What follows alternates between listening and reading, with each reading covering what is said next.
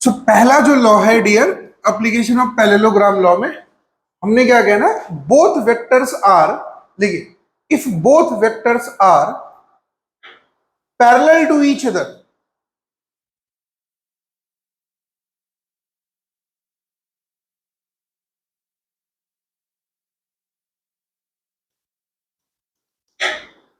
अगर ये दोनों वेक्टर एक दूसरे के कैसे हो, पैरेलल हो, तो क्या करेंगे,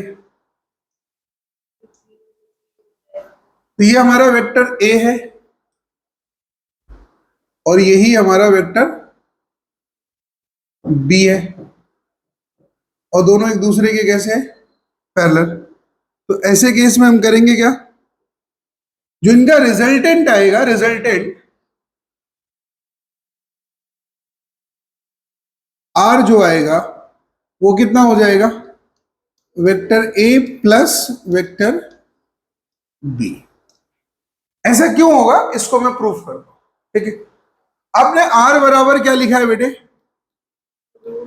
under root A square plus B square 2a B cos 0 degree, ऐसा लिख सकते हैं। कॉस 0 का वैल्यू कितना हो गया बेटे, तो ये पूरा कितना हो गया, 2ab, ऐसा हो जाएगा। तो ये फाइनल एक्सप्रेशन जो आएगा हमारे पे कितना आएगा, A square plus B square plus 2ab, यही आएगा। तो हमारे को कितनी वैल्यू आई, ए प्लस बी का होल स्क्वायर। तो जब हम इसको ओपन करेंगे तो इसकी वैल्यू कितनी आएगी, मॉड ए प्लस मॉड बी, लिख लीजिए।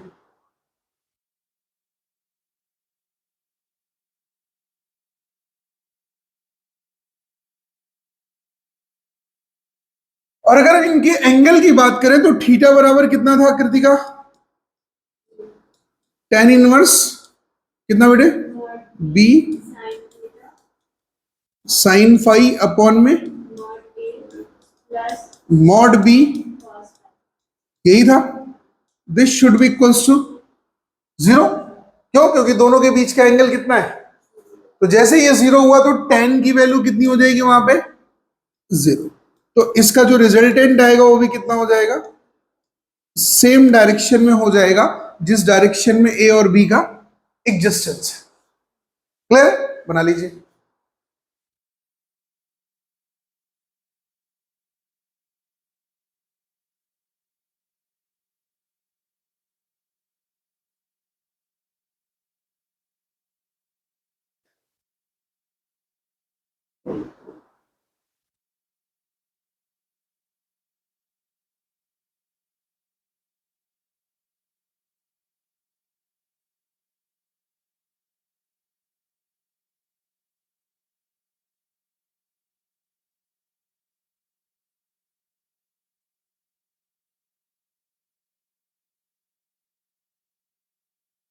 बना लिया बच्चों।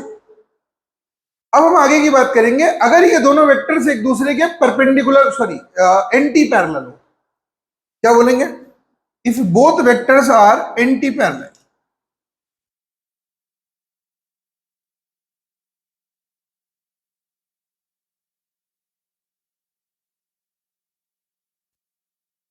इसका मतलब कितना हुआ, phi is equal to 180 degree.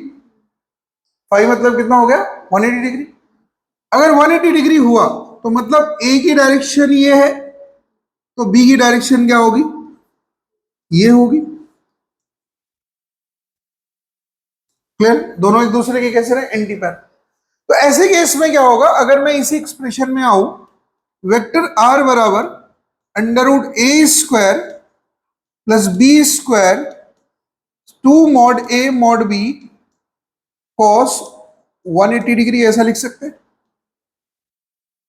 Cos 180 की वैल्यू कितनी हो जाएगी, -1। अगर ये -1 हुआ तो इसका मतलब ये माइनस यहां अपीयर हो जाएगा, तो ये एक्सप्रेशन चेंज किस में हो जाएगा बेटे, under root A square plus B square -2ab, ऐसा लिख सकते हैं। सो इसकी वैल्यू कितनी होगी, ए माइनस बी का होल स्क्वायर।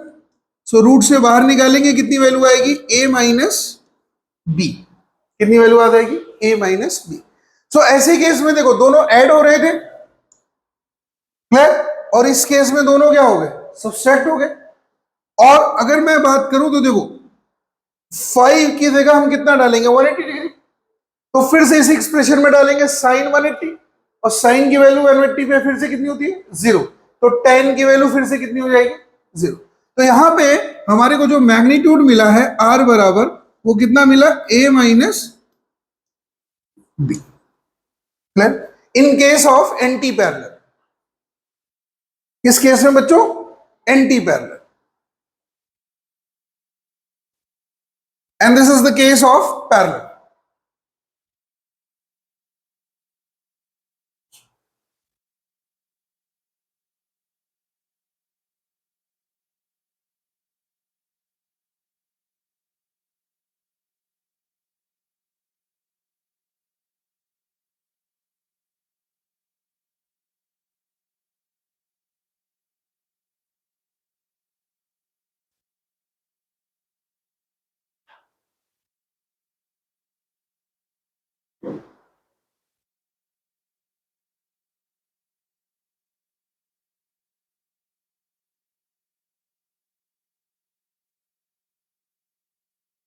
क्लियर है। नेक्स्ट पॉइंट पे है, पॉइंट नंबर 3। लिखिए, if the both vector are perpendicular, resultant उस तरफ जाएगा जिसकी वैल्यू बड़ी है। अगर ए बड़ा है तो ए की तरफ, बी बड़ा है तो बी की तरफ। If both vector are perpendicular to each other,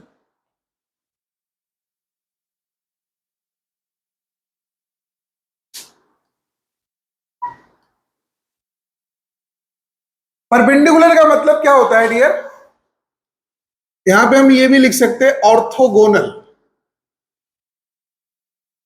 और इसी को कहते हैं हम orthonormal, and this will also be called normal. ये चारों नाम इसी के हैं। ये चारों चीजें अगर कहीं पे भी आए तो आप समझ लेंगे कि एंगल दोनों वेक्टर्स के बीच में कितना है, 90 डिग्री। क्लियर।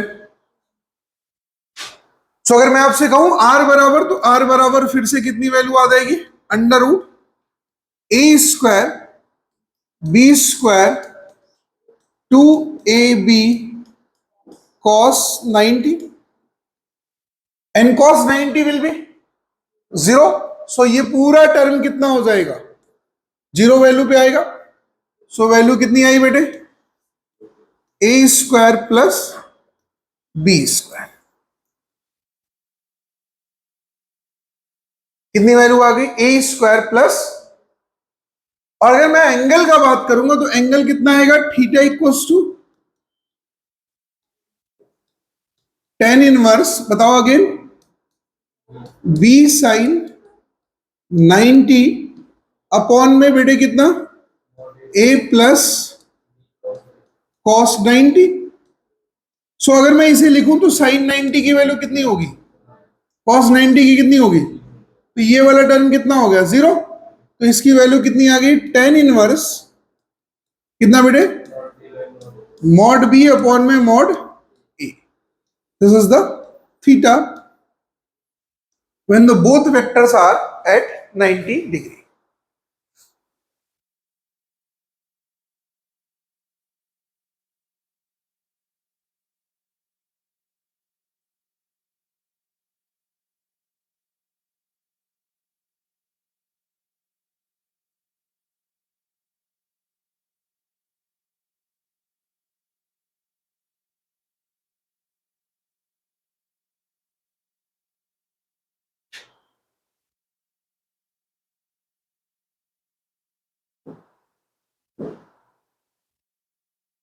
पैरेललोग्राम का ये एक अपग्रेडेड केस करता है। यहां पे एक पे एंगल 0 है और एक पे एंगल कितना है, 5।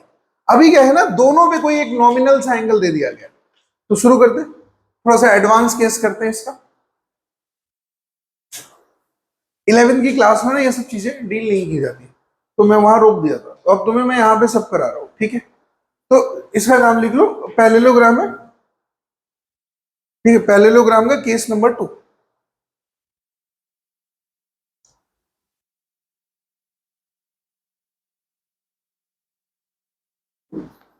कहते इफ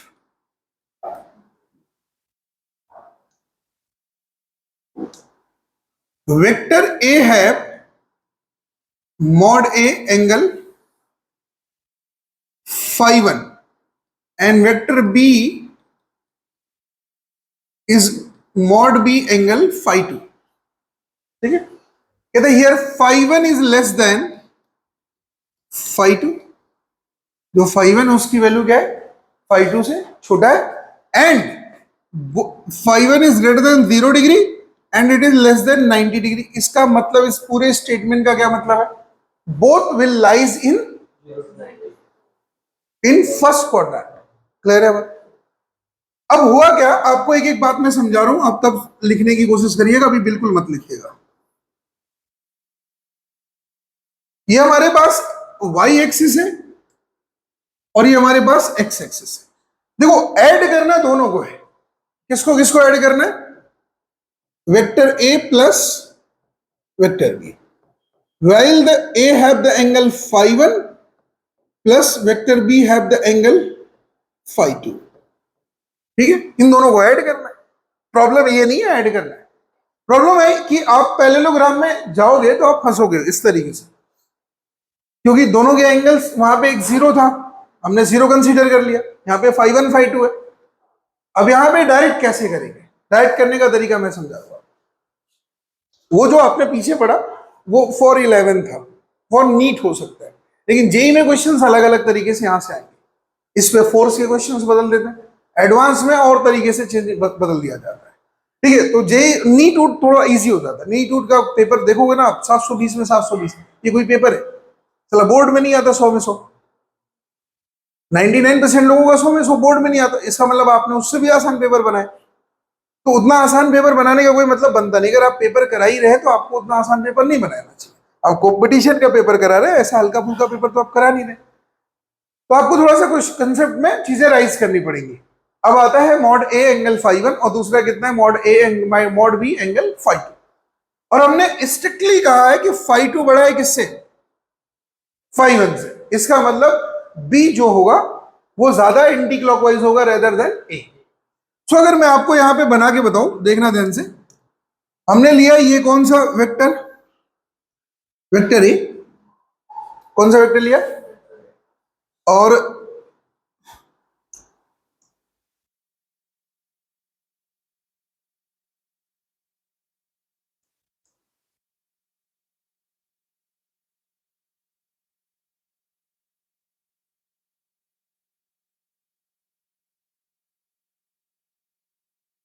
जिसका एंगल कितना है भैया, phi 1, ठीक है। दूसरा हमने लिया वेक्टर बी जिसका एंगल कितना है,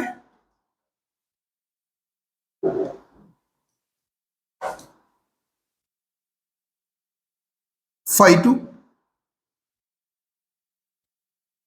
कहते दोनों को जोड़ो। अब तरीका क्या होगा, फंसेगा यहां पे, तो ऐसे केस में आप इसे करेंगे कैसे, पूरी बात ध्यान समझिए। आपको फिर से पैरेललोग्राम बनाना है, आप कुछ भी नहीं करेंगे, सीधे सीधे पैरेललोग्राम बनाएंगे, और पैरेललोग्राम बनाने के लिए आप कोई और रूल नहीं फॉलो करेंगे, जो रूल आपने सीखा है उसी को फॉलो करेंगे। So this is vector A, vector A को हमने ले आके top of the vector B पे रख दिया,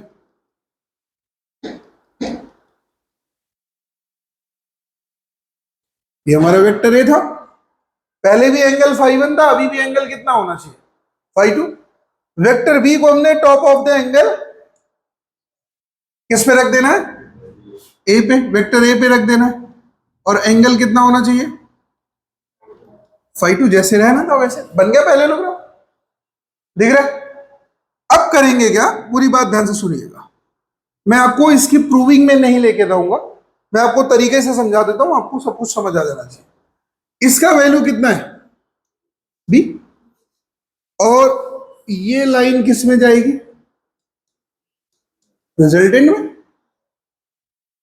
ये दूंगा ए प्लस बी बराबर आर, लेकिन ये कोई स्पेसिफाइड ट्रायंगल है नहीं।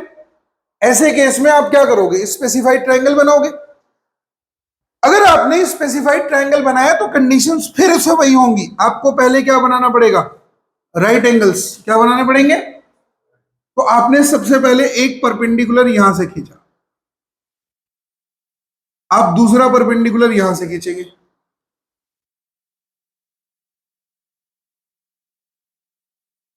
ठीक है। देख रहे, हमारे को चाहिए ये आर वाली हाइपोटेनियस की वैल्यू। इस ट्रायंगल का नाम देते हैं 0 1 2 3, और एक ट्रायंगल ये हुआ 4। कोई दिक्कत, समझ आया बात। तो अगर मैं कहूं ट्रायंगल 0 2 3, 0 से लेके 2 तक और 2 से लेके 3 तक, इसमें आपको परपेंडिकुलर और बेस पता है क्या, कहां पता है, निकाल लेते। तो पहले इतनी बेस निकालेंगे यहां से लेके यहां तक,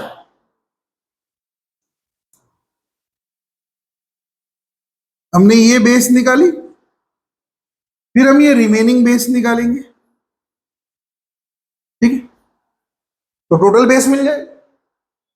पहले हम इतनी परपेंडिकुलर निकालेंगे,